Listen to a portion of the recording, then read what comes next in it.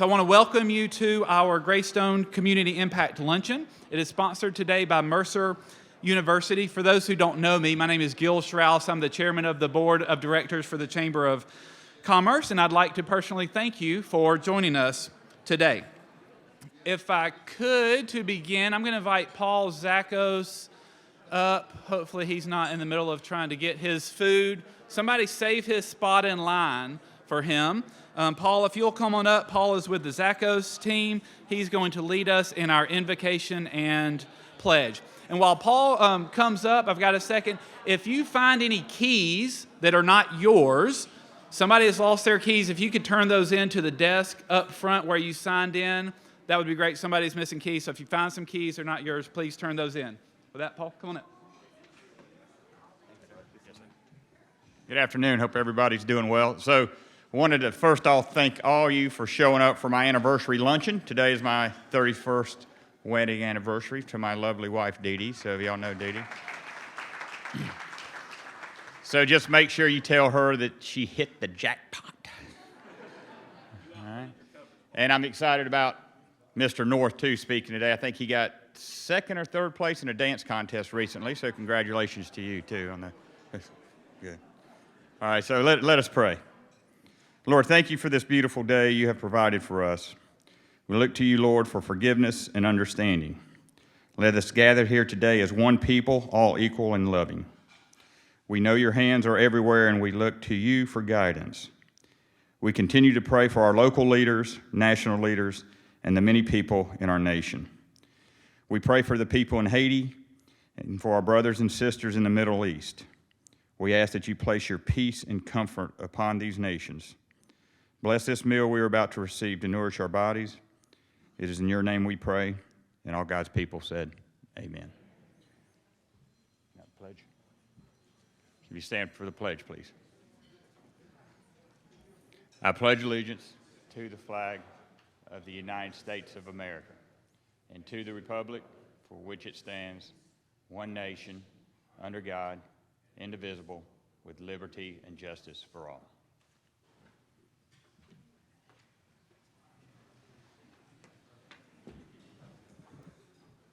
All right, thank you, Paul, for leading us in the invocation and pledge. Next, I would like to invite our hosting sponsor, Dr. Justin Brown from Mercer University, to the stage for Mercer's remarks.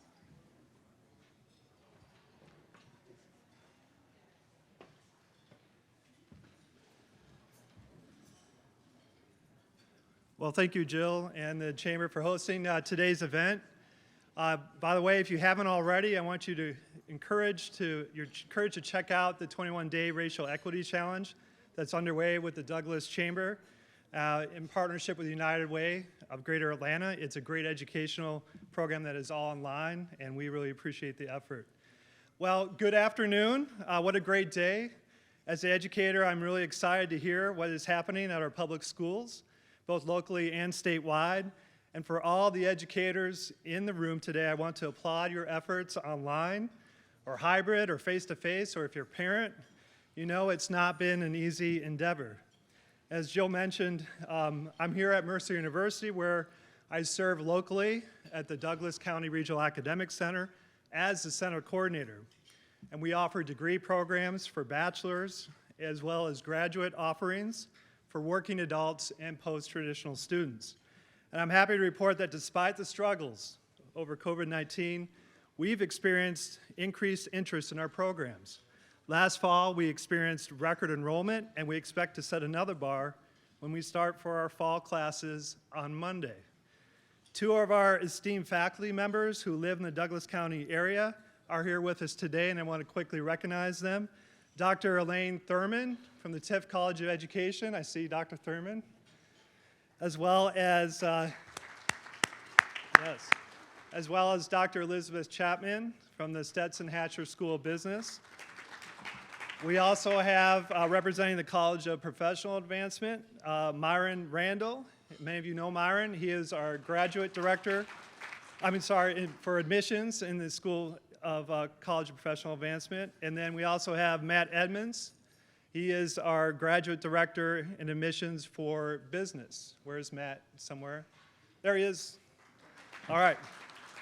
And I also want to recognize Quandra Swain. She is our Associate Director of Student Success. And Dr. Deborah Johnson-Blake, who I think is in line. Dr. DJ, is she here yet? No? Well, Dr. DJ is our substitute coordinator, and I know she was running over here from our center today. I also want to recognize Tamika Day, our Director of Admissions in Douglas. Both Dr. DJ and Tamika are Leadership Douglas alumni and have been supportive of my own involvement in this year's Leadership Douglas class. So I'm looking forward to learning the next several months. And really, together, all these Mercer Bears have worked incredibly hard to make sure our students succeed in what's been a very challenging 18 months. As part of this success, many of our own offerings have naturally migrated online, where we'd have had to innovate. So we have a mix of online and hybrid classes, and this is a trend that we've readily embraced. I myself will be teaching a class in digital media and analytics for the College of Professional Advancement. And the reason I mention this is it's tied to a really important educational initiative. You see, as more of our classes are online, so too are the jobs that we engage in and the skills that we need to succeed in a digital and internet-connected world. We know that education is important to creating tangible skills that directly contribute to the local businesses and the livelihood of the economy. These digital skills and connectivity provide the ability for citizens to participate socially, culturally, politically, and economically.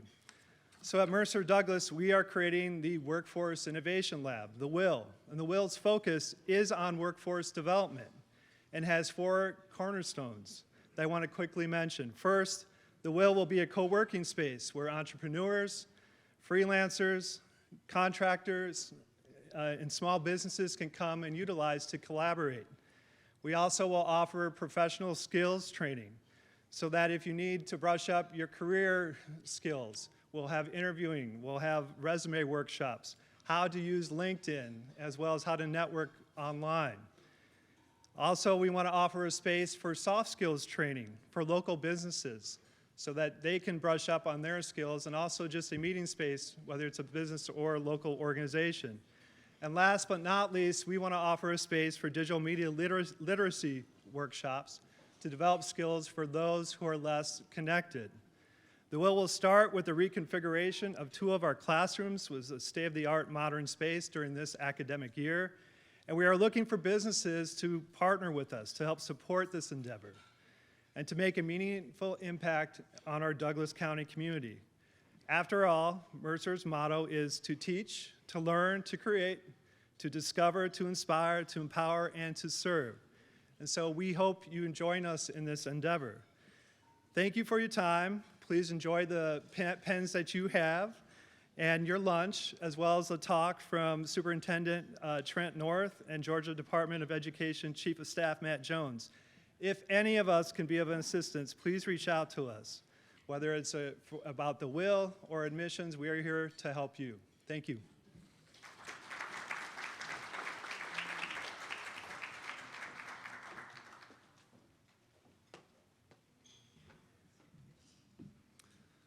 Thank you for those remarks, Justin. Next, I would like to take a moment to recognize several groups of people who are here today.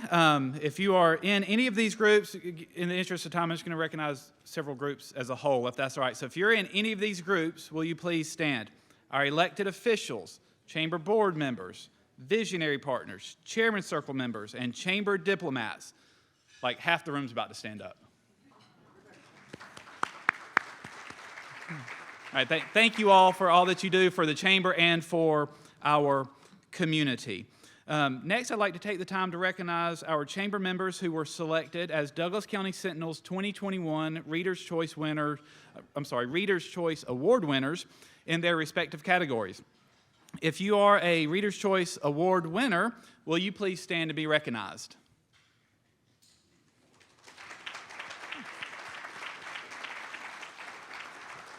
Very good. Congratulations. I want to thank the Sentinel for continuing to recognize these businesses in our community. Now, I'd like to introduce our first speaker, Matt Jones.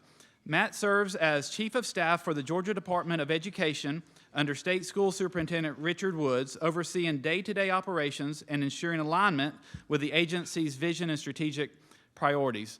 Major areas of focus during his tenure include the agency's response to COVID-19, the development of Georgia State's plan for the Every Student Succeeds Act and the American Rescue Plan, the expansion of career tech, computer science, and STEM and STEAM opportunities, and efforts to increase workforce development. Matt's work is informed by more than a decade of experience in Georgia education, serving as a teacher, education advocate, and district technology director for a rural system in South Georgia. As technology director for Toombs County Schools, he promoted the use of technology to enhance instruction and personalize learning. As a classroom teacher, he instructed high school students in English language arts, social studies, and engineering technology, and was recognized as District Teacher of the Year for his innovative and creative teaching style. Matt is a past Georgia Partnership for Excellence in Education Policy Fellow and a member of the State Advisory Committee for the Georgia School Boards Association Georgia Vision Project. Please welcome Mr. Matt Jones.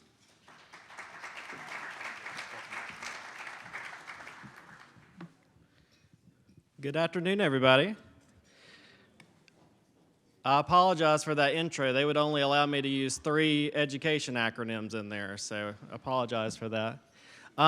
So I was asked to give a state of the education update during a global pandemic. So I need to talk to my agent or scheduler on that. I don't know how I got talked into that. But today, I want to start off by describing a Georgia business to you, a Georgia-based business. So this business has thousands of franchises across our state. It has tens of millions of customers every day, serves millions of meals. It's closed on Sundays. No, we're not talking about Chick-fil-A. Usually one of the largest or the largest employer in our communities. And it also operates the largest public transportation system in our state. By now you probably guessed what I'm talking about is our public education system in the state of Georgia. What I was trying to do is for you to understand the sheer magnitude of what happens each and every day across our state and our schools and our districts. We're talking about billion-dollar budgets. Over 240,000 employees work for our schools. We have nearly 1.7 million students, over 200 school districts, over 2,300 schools that operate. We're in the people business. We're not making products, we're making people. And for the most part, all this seamlessly operates in the background. Nothing really crosses our mind when we see a school bus going down the street, or we're in the line to drop off our kid or pick our kid up, or we go by a school and we see a sign that talks about what's going on. All that is just part of who we are, part of our society, until the pandemic hit, nearly 2 Marches ago. Now, typically, people on the outside look at our education system and they say, it's slow to adapt, it's slow to innovate, it's a very traditional model. But I want to tell you what I witnessed, and I think educators across our state witnessed, and even Georgians witnessed, is overnight we had to really transform a lot of these traditional structures. How we served meals totally changed. We were bringing the meals to students in their neighborhoods, at their houses, at drop-off points. How we were delivering lessons, totally a new way of doing virtual, remote learning, hybrid learning, all these different instructional models. There was no playbook that was just sitting on the shelf for a pandemic, nothing just to dust off. It was all new. It was all new for our society at large, and it was definitely new for our education system. We are the public education experts. It's what we do. It's the calling that we have, but we're not public health experts, and we had to become public health experts overnight. There wasn't a lobby that we could close down and we could suddenly use a drive-through that's been there forever to pivot our business. We had to change overnight. We had to change everything that we did. But despite all this, despite the challenges, our customers were a little different than probably your customers. We couldn't limit seating capacity. We couldn't limit the number of people we could see. We had to take all the students that were there the day before the pandemic hit and keep serving them once the pandemic hit and throughout the pandemic. Then there was last school year, rolling quarantines, rising case counts, shifting instructional models. And all these scenarios and all these situations were things that were out of the hands of our students and our teachers, but they had to live, they had to respond to. I think all parents had a new appreciation for what teachers do. When they were having their kid at their home trying to do remote learning or virtual learning, and you could think of one kid, two kids, or more, they had an appreciation of what teachers have to do each and every day. Just imagine a teacher that has a class to 30 or 40 kids in a class that they have to manage, with parents at home having to manage a lot smaller class size with that.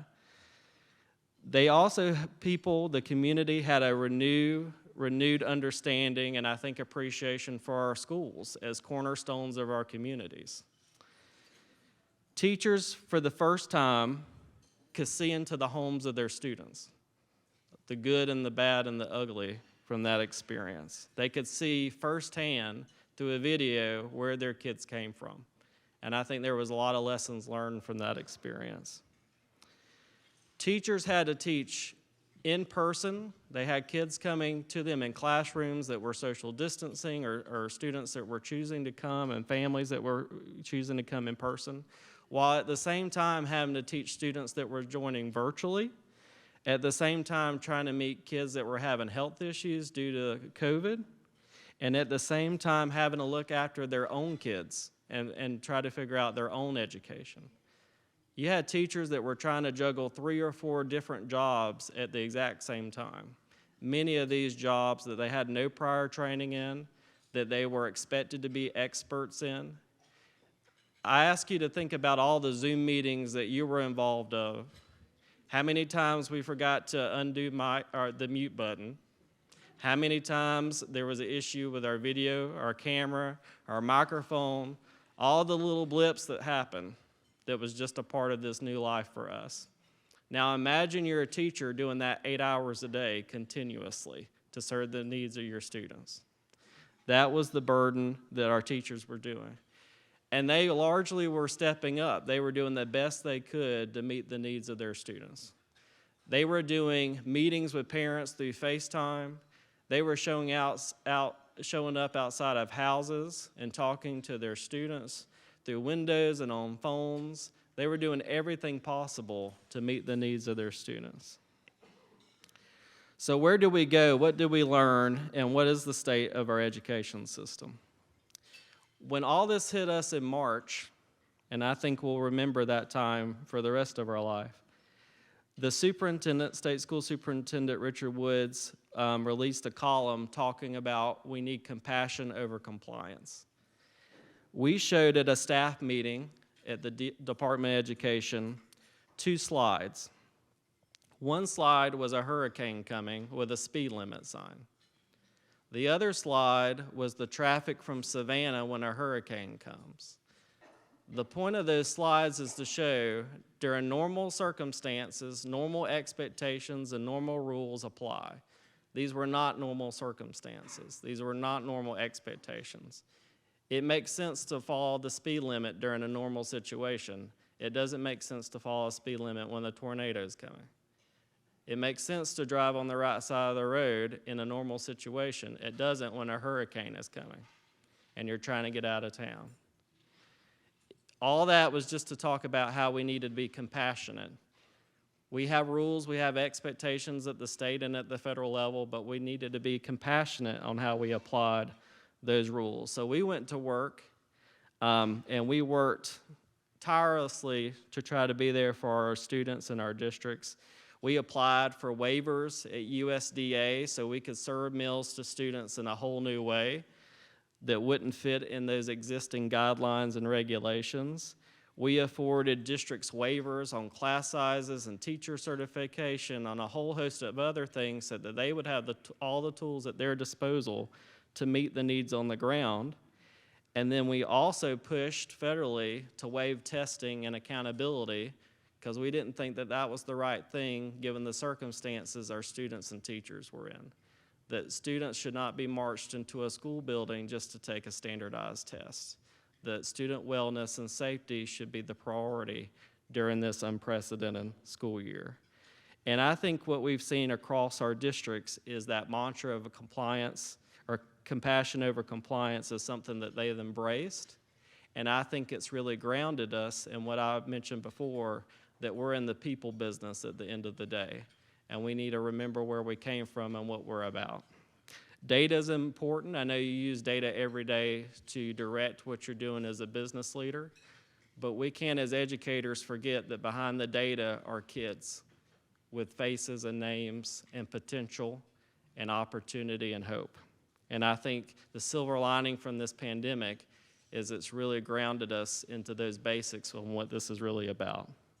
The second thing we can learn is the importance of community and conversation over controversy and conspiracy.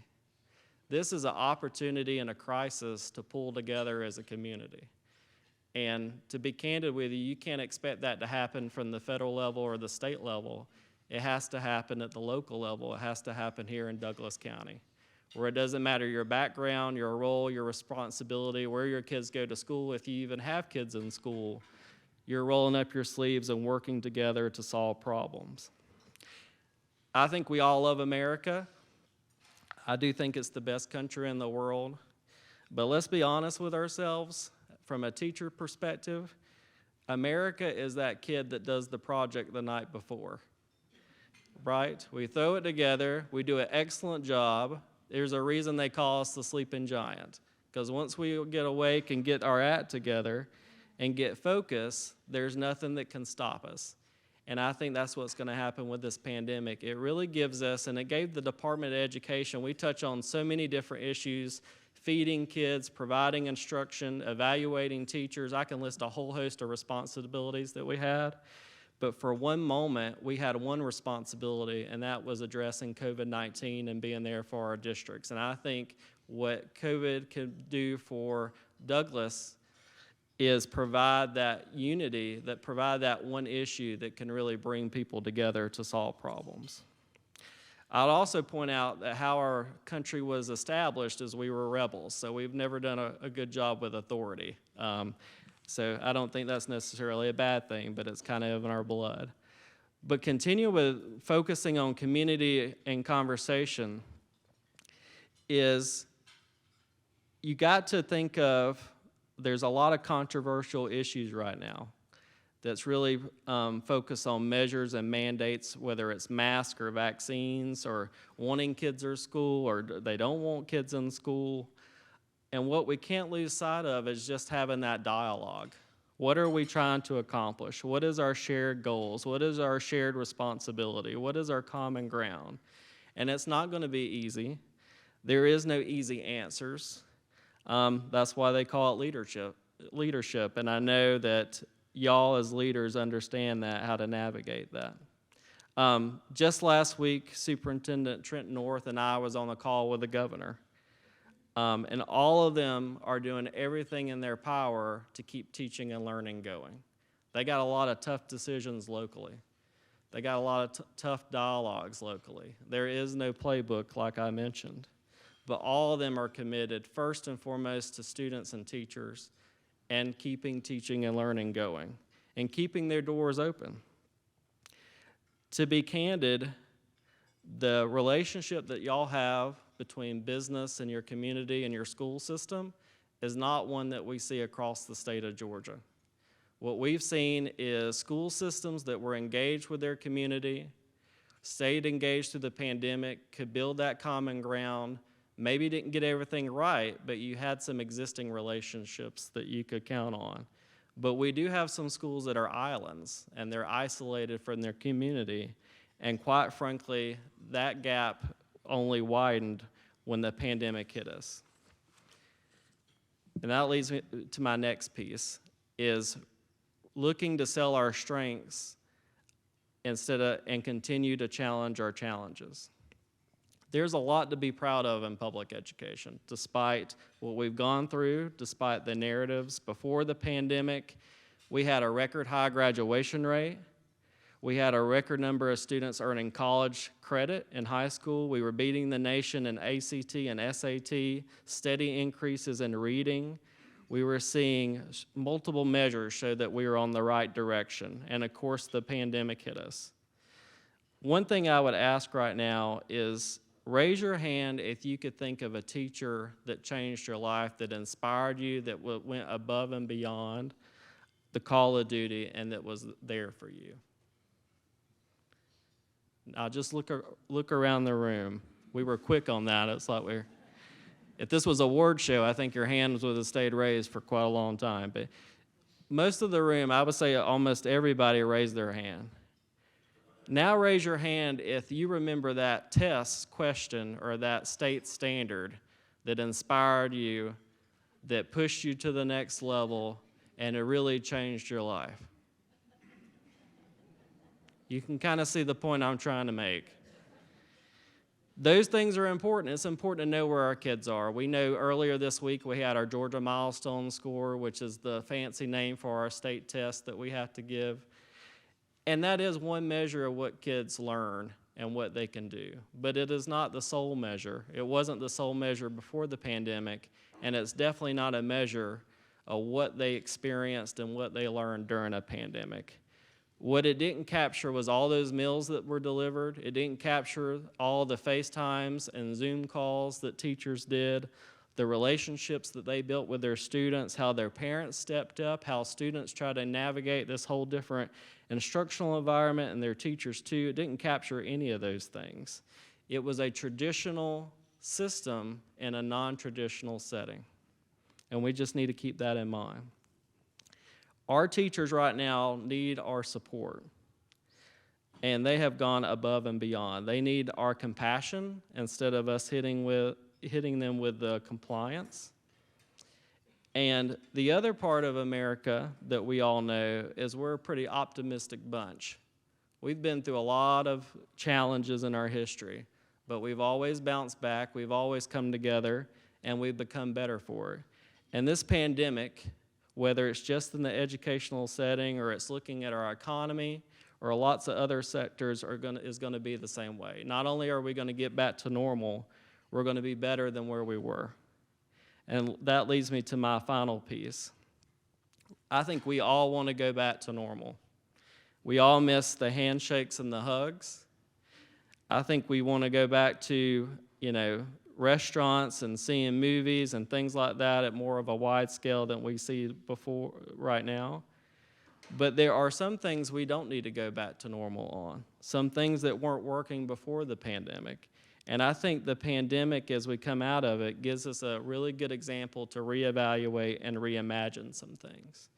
And so we're putting together a positive vision for the future at the state level. What I'm seeing, I think Trent is going to also, he's going to be a messenger for a positive vision for Douglas County schools. Yes, we got to take care of what's in the moment. We can't ignore the challenges that we're facing. But we got to look to the future too. And there's a lot of successes to sell. Y'all are business leaders. You know when we're trying to get more growth to our community, do we show off our strengths or do we point out all the weaknesses? We show off our strengths. And there's a lot of strengths not only in Douglas County but in the state of Georgia. What I like to tell people, the one economic development statistic that everybody knows, whether they're in business or not, is Georgia is the #1 state to do business. Well, how can we be the #1 state to do business and not have a world-class education system when most of our workers are coming from our public education system? There's more work to be done, but we're doing good work. And I just want to reiterate that. And I just want to leave it with this is, y'all have an outstanding superintendent, and I don't say that about all the superintendents. So don't think I'm one of those teachers that every class period, y'all are my favorite class. I love you to death. Y'all have an outstanding superintendent, and I think you know he's a model of having that engagement with the community. And whether it's on the call with the governor himself or whether he's in the community, one of the first stories I heard about Trent before I even met him in person is how when he became a leader, he took his staff on the bus and they went out into the community to see where kids were, to see who they were supposed to serve. It wasn't an ivory tower back at the school building or even in our own neighborhoods. It was to see truly what the county was and what the challenge and responsibility was going to be. And I think that speaks a lot as a leader. And I think he's held that heart as an educator throughout his tenure. As he's risen through the ranks, and it's been great to see him rise, Trent has really kept that, and he's been humble about it, and he doesn't represent himself in those situations. He represents Douglas County and the teachers and the community. And I just want to express my thanks, Trent, for all that you do. You're a stellar superintendent. So with that, I'm done for the day. I thought I was going to have to compete with the food, so I'm glad we could wrap that up. But I just appreciate what y'all have right here today, and I know it's something that happens regularly, and it's kind of just how we do things in Douglas County. This doesn't happen across the state. There's a lot of school leaders and a lot of business leaders that quite frankly would kill to have this type of relationship, this type of opportunity to build these bridges and have this communication. So don't be complacent into the special thing that y'all have, because it is extremely special. And keep that and grow that and continue to succeed. Thank you very much.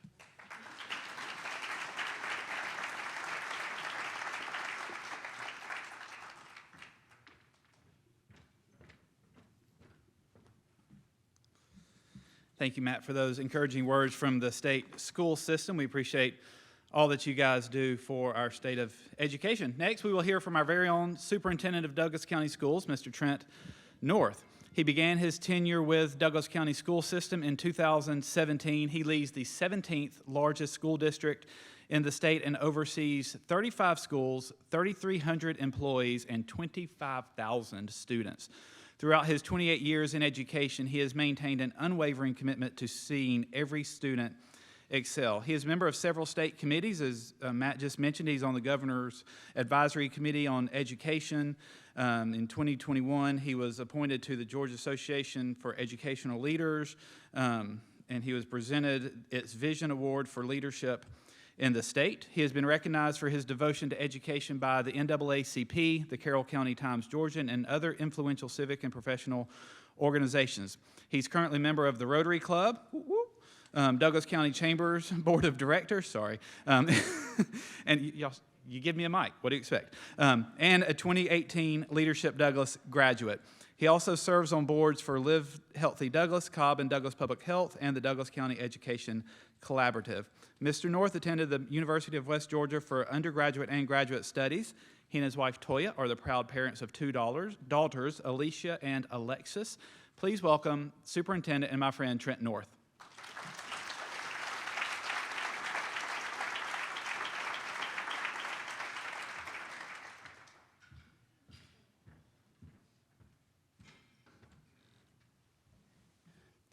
Thank you.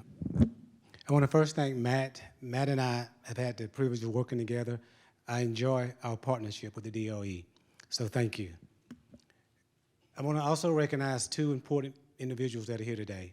As a superintendent, you can't do anything without a strong board. So please hear me when I say you have board members who truly put students first. They want to make sure teachers are compensated and administrators are compensated, and they want to make sure that our students are taken care of. We have our board chair here, Madam Chairman Rookert, and then we also have Mr. Devitrion Caldwell.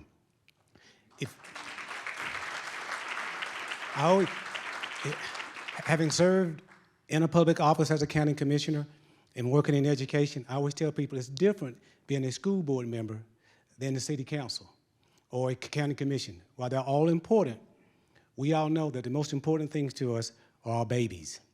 And so school board members are tasked with making sure that your babies enjoy school, that they enjoy their teachers, and that they are safe. So if you ever have an opportunity to say thank you to a school board member, please make sure you do so.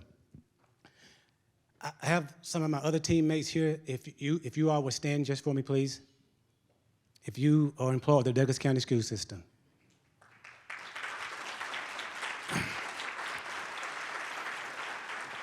While I may be presenting, we are a team. The board and I govern together, and those are the worker bees. So we're excited to be able to give you an update today on what's occurring in Douglas County. I want to start with, together, we shape the future. The Douglas County Board of Education, the Chamber of Commerce, WellStar, our private sectors, our public sectors, our charter schools, our private schools, together, we shape the future for Douglas County, and we can never forget that. The moment it becomes one, the future is no longer being shaped.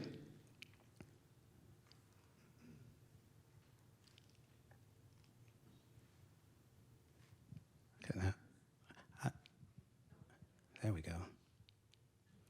But we can't shape it if we don't know who we are. And so I've had a couple of opportunities to speak with you, but if someone were to ask you, so what does your school system believe in? You should be able to speak to that.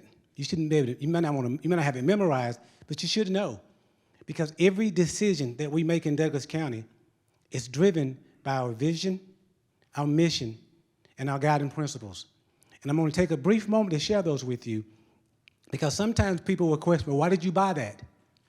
Well, the only reason you would ask that question is because you don't know our vision or our mission and our beliefs. So who are we in Douglas County? Our vision is to build a community of lifelong learners who become responsible individuals, independent thinkers, and productive citizens, not in Douglas County, not in Georgia, but in a global society. That's important to us. Whoa. That was not me. Our mission, this is what we do every day. We serve our community with excellence by helping our students reach their potential as we prepare them for college and career in a safe and supportive environment. It may sound simple, but it's really not. Because if you have a student who has more potential than he or she is willing to put out, it's our job to push them, even if mom and dad doesn't understand, to reach their potential. That is no small task. We serve our community with excellence by recruiting, cultivating, and retaining the best teachers, staff, and administrators. I just had a quick interview by the Sentinel, and the question was, how are you able to recruit the quality of coaches that we now have in Douglas County? And it was real simple. It's a part of our mission. That's what we do. We want to provide a challenging curriculum and relevant learning opportunities. I hear it all the time. Well, that's not what I learned when I was in school. It shouldn't be, because the world is more complex today. And so we can't stop challenging our kids because of how you used to do it or what you were exposed to. We didn't have IT when I came through. Matter of fact, I remember getting my first cell phone sitting in my little 280ZX in the middle of the car, and it took up half the seat because of the size of it. Our kids will never see that.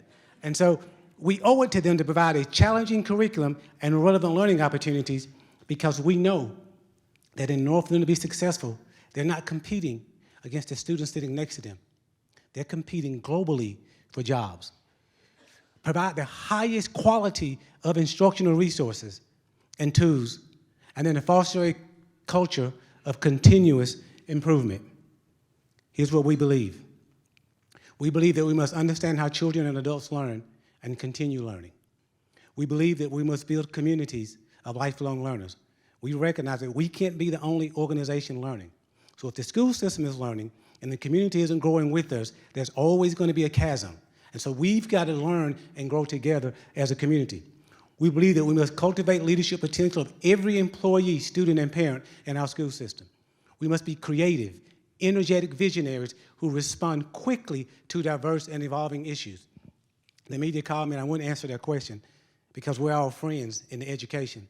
But one of the questions was, why is it that we are opening up our choices to allow parents to choose again. So you know we're going through COVID, and we gave parents a cutoff time.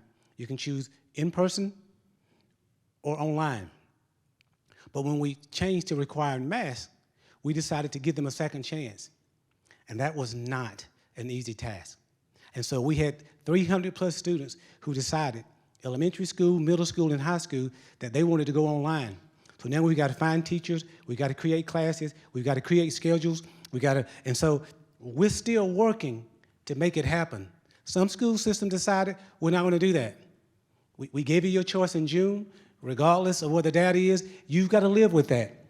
We can't do that because our belief is that we must meet the diverse needs of all of our stakeholders, students, parents, and employees, and if that changes, we've got to be flexible to change. And so that means coming in on Saturdays. That means getting up early in the morning. And so it hasn't been an easy feat, but our students and our parents are the benefactors of it. We must maintain efficient and effective administrative processes for instruction, operation, human resources, and sound fiscal management. That's what we believe in, that's what we do day to day, and those are our beliefs.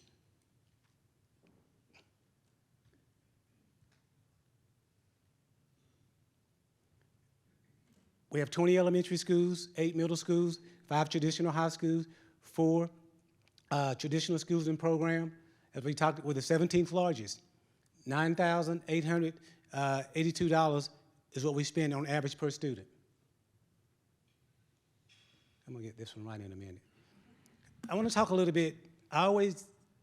We are always approached where we pay taxes, where we pay your salaries.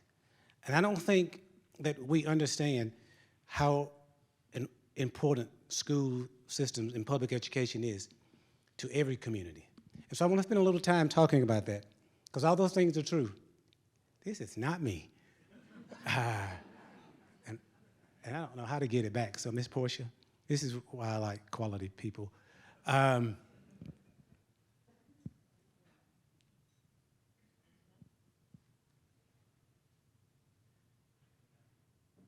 going to drop this, and we're going to go back to the old model. I'm going to nod. And when I nod, you advance the slide, please. Yeah. When you're over 50, you can do that. So I'm over 50. I know y'all can't tell, but I'm over. So I want to talk a little bit about economics and the impact we play in education. Next slide. So I feel so much better. It's not just me. So we employ 3,400 employees. Our budget is that's $260 million. That's our regular budget.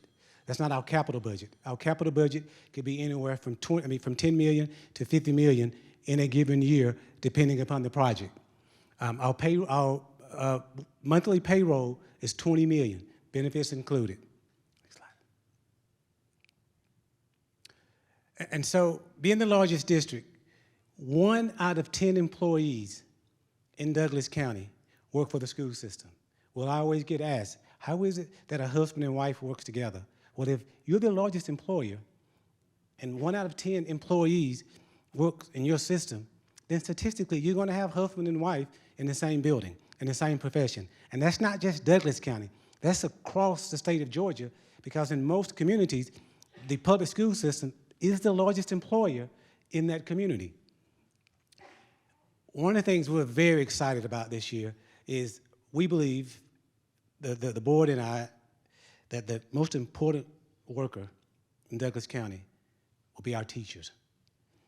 And we wanted to recognize that, and we wanted to incentivize our teachers to stay in the classroom.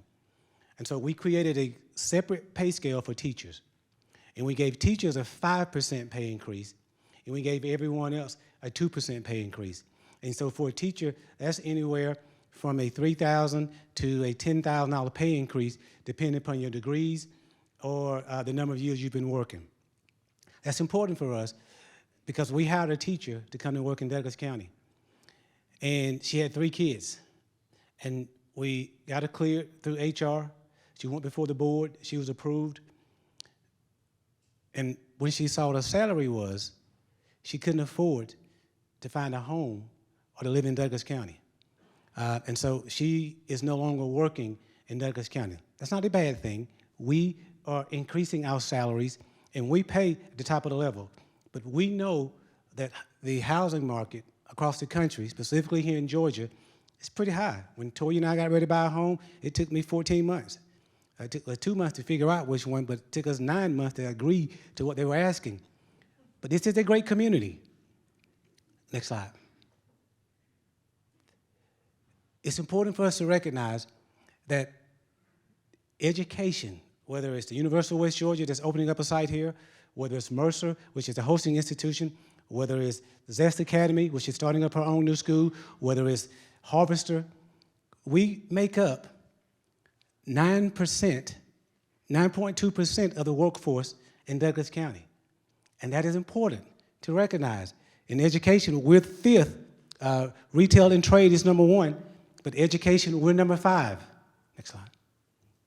So here's what that means here's how we turn your money over that when you pay your taxes in Douglas County. And I think that's the part, I think when we pay our taxes, we assume that all of it is going into someone's pocket and it just stays there, and that's not how it works. And so there are 2,800 DCS employees who pay an average of $4,000 in property taxes and contributes $9.5 million in taxes to the county. 70% of the employees who work for Douglas County live, work, and play in Douglas County. And that is important to us. We ask, are you willing to move here? Are you willing to become a part of our community and our family? An average household spending is $64,103 within this area. And so out of those employees, that's the average amount of money. And I know it's true, because y'all may not do a massage, but if I do, I'm not going to Atlanta. I'm doing it here. If I'm dining, I'm doing it here. If I'm shopping, it's in Douglas County. If I'm getting my car service, it's in Douglas County. And so all of the employees, one of the things I was excited about during COVID, when the restaurants were struggling, I have about 150 employees who work at the board office. And so 2 days a week, we would call Longhorn, and we would order lunch to be supportive. And so then, as it got worse, we would go to 3 days a week. And they were so appreciative as to how we partnered with them to make sure that they were able to sustain themselves throughout that time period. Next slide. We support 2,562 jobs in the region.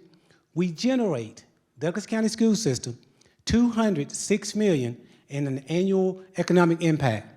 We generate $27,436,000 in annual tax revenues. Next slide. So we're committed to partnering and playing an important role in the county. And every decision we make, we ask the question, how's it going to impact the community? How's it going to help create jobs? Because we know as a school system, we can't be successful unless our businesses and those that we partner with, that they are successful as well. Through the development of an Alexander Performing Arts Center, the graduation arena, once again, we want local partners and we want to partner. Next slide. Here's a perfect example. Every year, Alexander hosts an annual cross-country competition. The perception is, I'm gonna pick on one of my former buddies, Sweetie and I graduated from Carrollton together. And so the perception is that the most attended track meet is the state track meet in Carrollton, and it is not. The most attended track meet for cross country is hosted by Alexander, and if you've ever been to Fox Hall, you know it is the perfect place to host an event. And we have 4,000 runners, 9,000 spectators from 40 counties in Georgia, and some from outside of the state. And we have over 880,000 for food, hotel, gas, generating tax revenues in over 51,000. And I'm always pushing my cheerleaders. When are you going to host an event on your high school? I tell my band team, when are you going to host a program? Because when we do that, Greystone makes money. Georgia Power makes money because we're using utilities. When we do that, banks are more secured because they're getting gas and they're purchasing food. And so we're pushing our staff to make Douglas County a destination site so that we can contribute economically to the sustainability of this awesome community. We prioritize locally. We're always saying, who are our local partners? We want to make sure that we give preferential treatment to our local partners. Now, we balance that with being a good steward of taxpayers' dollars. And so that's important to us. Our capital projects. If you haven't had a chance to see Douglas County High School Stadium, I strongly encourage you to go by and look at it. You're either going to say one or two things, and I'm only going to mention the one thing. It is the best stadium in the state of Georgia. When you see the field house and what's occurring there, and we're planning to replicate that with the others as well. So every facility we build, it will be built with excellence in mind. Next slide. This is the inside of it. Next slide. And people ask, well, why do y'all invest so much in, we believe in athletics, we believe in the arts, and academics. In reverse order, but there's an athletics, so that's why I started there. But academics first, athletics, and then the arts. We had two athletes who were offered millions of dollars of scholarships, and it happens to us every year in multiple sports. Next slide. The Performing Arts Center that's going to be at Alexander High School. If you see the stadium, you're going to gasp. If you see the Performing Arts Center at Alexander High School, you're going to gasp. And if you see the next one, the graduation arena, that's going to be located on our old site. It will house and accommodate, at a minimum, 6,000. So if you're doing a concert, if you're having graduation, if you're having indoor athletics, if you're doing a performance, and our 8,000 seat capacity doesn't accommodate you, all of this, and we've done economic assessment studies to make sure that what we're doing, that it's going to be sustainable, it's going to reach a group that exceeds Douglas County, so that it can sustain itself fiscally, and so we're excited. Next slide. We are excited to share that we partner with Greystone, and we are the new owners of the Greystone. It's no longer Greystone. The new headquarters for the Douglas County Board of Education. And if you don't understand why this was important, before we tear it down, go and visit our old facility. We were appreciative. It wasn't something we were looking to do. And so it's not like we were trying to figure out how can we spend taxpayers' money. We knew two things, that if no one purchased your building, the longer it sat, the less valuable it's going to be, and it's going to be an eyesore for the community. We also knew that we needed a larger space because we had two campuses, and it would have been nice if everybody be on the same.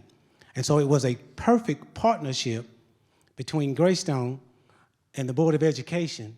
And because of that, Douglas County has a brighter future for its administrative facilities. Academically, very quickly, I know I'm running over.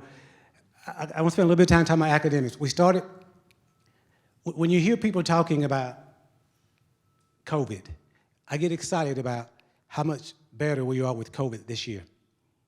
And so sometimes, that Janet Jackson song, I get it, what have you done for me lately? So we're not reminiscing on last year.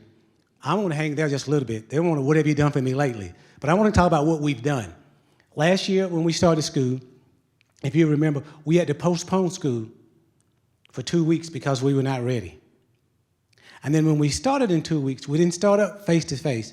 We started up school-based digital for everybody. And then we went from school-based digital in September till we brought elementary school in 1 week. And then we waited a week, and then we brought middle school in, and then we waited and we brought high school in. This year we didn't do any of that.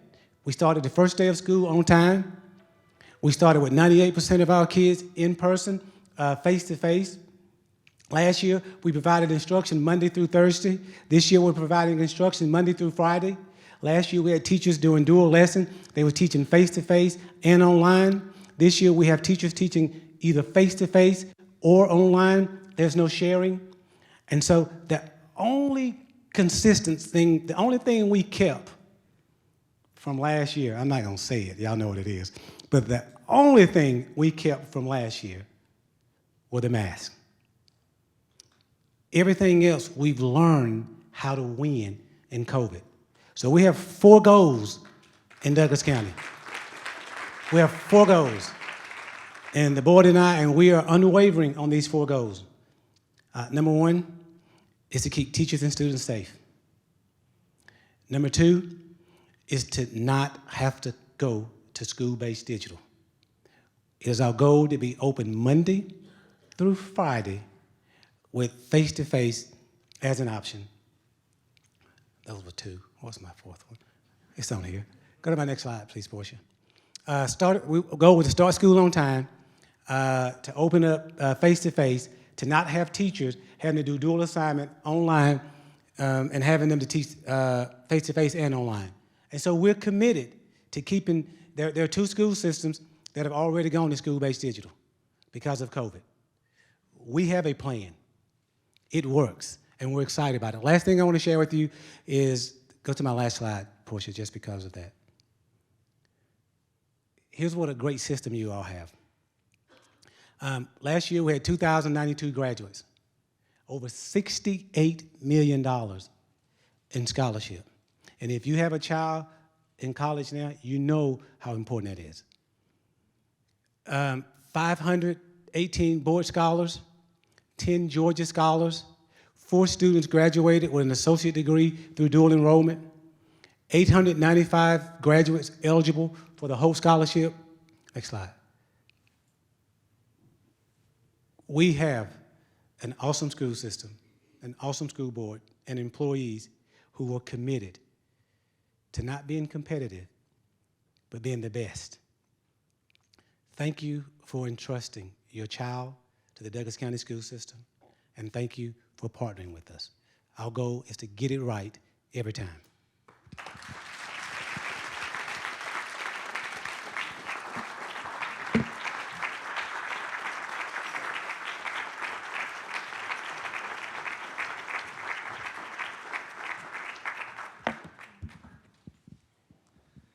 Thank you, Superintendent North.